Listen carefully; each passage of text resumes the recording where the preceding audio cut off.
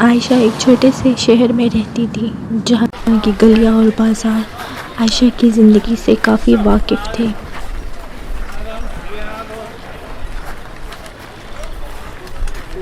عائشہ کی والدہ کا انتقال بچپن میں ہی ہو گیا تھا۔ عائشہ اپنے والد کے ساتھ رہ کر بڑی ہوئی تھی۔ عائشہ کے والد ایک مشہور جاسوس تھے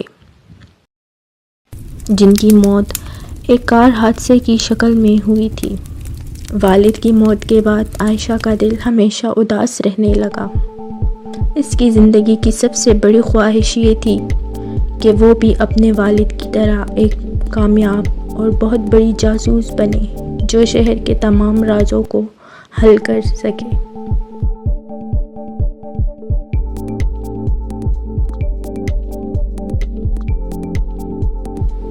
اس کا دل ہمیشہ نئے کیسز کی طرف مائل رہتا، اگرچہ اس کا کام ہمیشہ چھوٹے اور معمولی کیسز تک محدود تھا، لیکن وہ جانتی تھی کہ ایک دن ایسا آئے گا جو اس کی زندگی کو بدل کر رکھ دے گا۔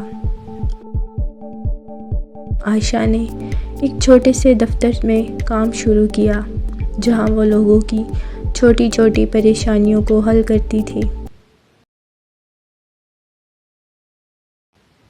عائشہ جب بھی شہر کی گلیوں میں چلتی، اس کی آنکھوں میں وہی چمک ہوتی تھی جو اس کے والد کے چہرے پر ہوتی تھی۔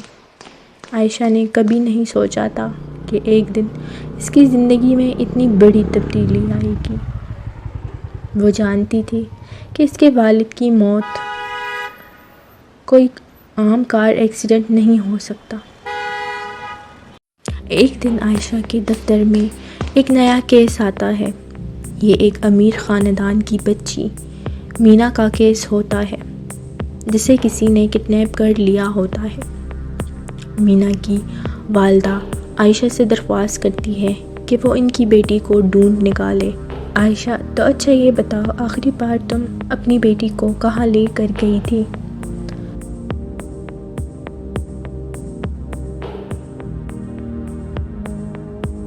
جس پر مینا کی ماں کہتی ہے کہ کل ہی میں مینا کو اپنے ساتھ شاپنگ کرنے کے لیے لے گئی تھی۔ شاپنگ کرنے کے بعد جب ہم واپس آ رہے تھے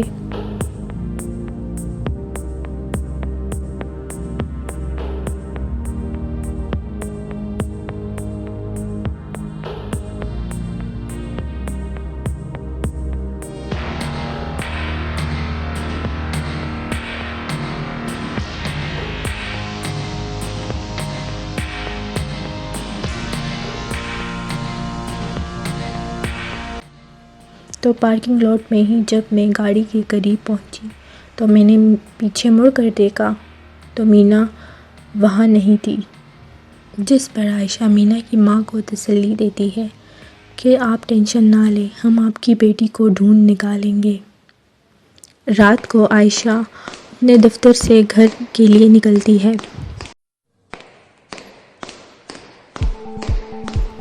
گھر پہنچتے ہی عائشہ مینا کے خاندان کے بارے میں معلومات اکٹھا کرنے کی کوشش کرتی ہے۔ عائشہ جب مینا کے بارے میں مزید تحقیقات کرتی ہے تو اسے پتہ چلتا ہے کہ مینا کا خاندان شہر کے ایک بڑے کاروباری خاندان سے تعلق رکھتا ہے۔ ان کے کاروبار میں حالیہ دنوں میں مشکلات آ رہی تھیں اور عائشہ کو یہ بھی محسوس ہوتا ہے کہ مینا کی گمشدگی کا تعلق ان کے خاندان کے اندرونی راز سے بھی ہو سکتا ہے۔ رات دیر تک عائشہ مینا کے کیس پر کام کرنے کے بعد تھک ہار کر سو جاتی ہے اور اگلے ہی دن عائشہ مینا کی والدہ سے ملنے کے لیے اس کے آفس جاتی ہے۔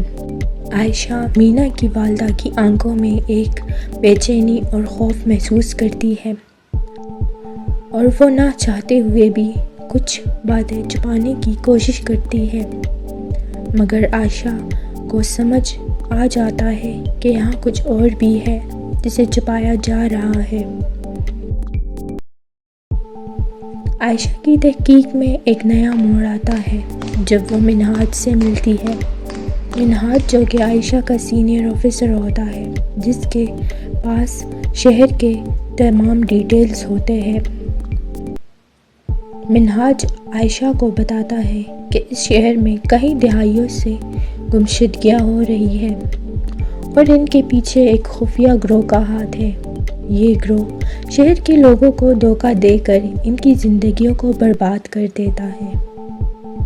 منہاج عائشہ کو ایک سی ڈی دیتا ہے جس میں شہر کے تمام گینگز کے بارے میں معلومات ہوتی ہے۔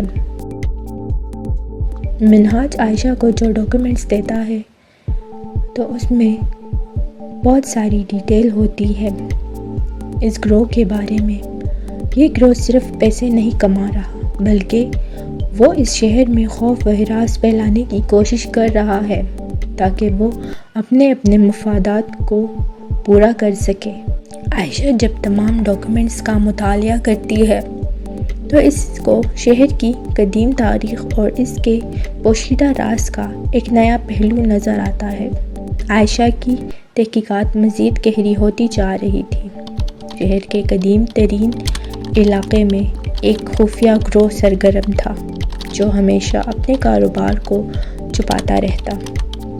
اس گروہ کا مقصد ہمیشہ لوگوں کو ڈرانا، دھمکانا اور ان میں خوف و ہراس پھیلانے کا کام تھا۔ عائشہ کی تحقیقات گہرائی میں جا کر اس گروہ تک پہنچ جاتی ہے جو نہ صرف لوگوں کو دھوکہ دے کر پیسے کما رہا تھا بلکہ ان کا مقصد شہر کے امیر ترین لوگوں کے بچوں کو کڈنیپ کرنا اور پھر ان سے منہ مانگی قیمت وصول کرنا ہوتا ہے۔ عائشہ کو اس گروپ کے سب سے اہم رکن ایمن کے بارے میں پتہ چلتا ہے جو کہ نہایت ہی لالچی، مکار اور منافق انسان ہے جو پیسوں کے لیے اپنے گینگ کے خلاف بھی ہو سکتا ہے۔ اپنے آپ کو بچانے کے لیے وہ کچھ بھی کر سکتا ہے۔ عائشہ فوراً ایمن کو کال کرتی ہے اور اس کے ساتھ ایک ڈیل کرتی ہے اور ایمن کو کیفے میں بلانے کا کہتی ہے اور ساتھ ہی ساتھ کہتی ہے کہ مجھے پتا ہے کہ مینا کو تم لوگوں نے کڈنیپ کیا ہے۔ اگر اپنے آپ کو بچانا چاہتے ہو تو مجھ سے کیفے میں کل 7 بجے آ کر ملنا۔ یہ سب سن کر ایمن کیفے میں آنے کے لیے مان جاتا ہے۔ اگلے ہی دن عائشہ کیفے کے لیے نکلتی ہے جہاں پر ایمن عائشہ کا انتظار کر رہا ہوتا ہے۔ عائشہ ایمن کو ایک آفر دیتی ہے، اگر تم مجھے مینا کا پتہ بتا دو جہاں پر تمہارے گینگ کے لوگوں نے مینا کو رکھا ہوا ہے تو میں تمہیں گارنٹی دیتی ہوں کہ میں تمہیں پولیس سے بچا لوں گی اور تمہارے خلاف جتنا بھی ڈیٹا ہے سارا میں ڈیلیٹ کر دوں گی اور تمہارے جرائم کی جتنی بڑی لسٹ ہے وہ ساری میرے پاس ہے، ان سب کو میں ڈیلیٹ کر دوں گی۔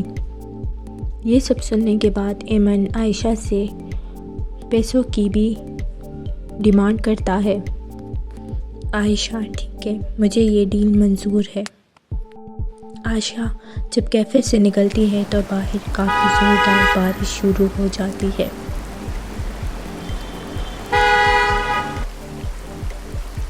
عائشہ ٹیکسی میں بیٹھ کر گوڈاؤن کی طرف جانے کے لیے نکل پڑتی ہے جہاں پر بدماش گینگ کے لوگوں نے مینا کو چھپا کر رکھا ہوا ہوتا ہے۔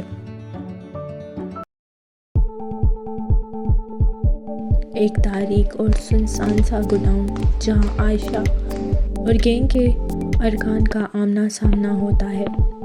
عائشہ کی نظریں ان پر مقروض ہے۔ تم لوگ سمجھتے ہو کہ تمہارے پاس طاقت ہے لیکن تمہاری طاقت صرف خوف پر مبنی ہے۔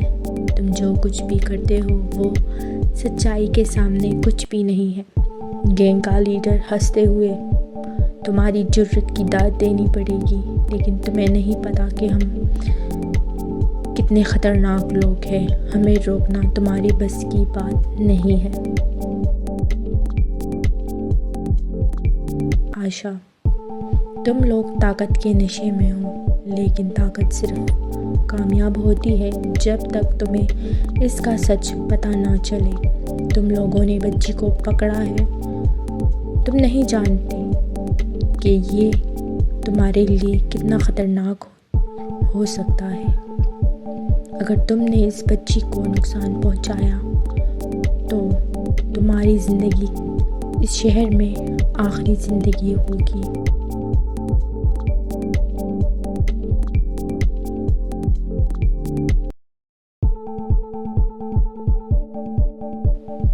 گینگ کا لیڈر چیلنجنگ انداز میں: تو تم کیا چاہتی ہو؟ ہم تمہارے سامنے کھڑے ہیں اور تم ہم سے ڈیل کرنے کی بات کر رہی ہو۔ میں جانتی ہوں کہ تم اپنے ارادوں سے پیچھے نہیں ہٹو گے۔ اگر تم نے بچی کو چھوڑ دیا تو تمہیں میں گارنٹی دیتی ہوں کہ تمہارا گروہ کبھی بھی ہماری نظر میں نہیں آئے گا۔ لیکن اگر تم نے اس بچی کو نقصان پہنچایا تو تمہاری ہر حرکت تمہیں تباہ کر دے گی۔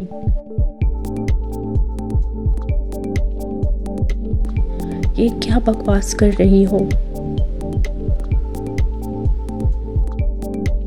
عائشہ دھیرے سے مگر چپ پر عزم لہجے میں: بکواس نہیں ہے، میں تمہیں وہ حقیقت بتا رہی ہوں جسے تم نے ابھی تک نہیں سمجھا۔ تم جانتی ہو کہ ہم تمہیں اس بچی کے بدلے کچھ بھی دے سکتے ہیں، لیکن ہم اس بچی کو نہیں چھوڑیں گے۔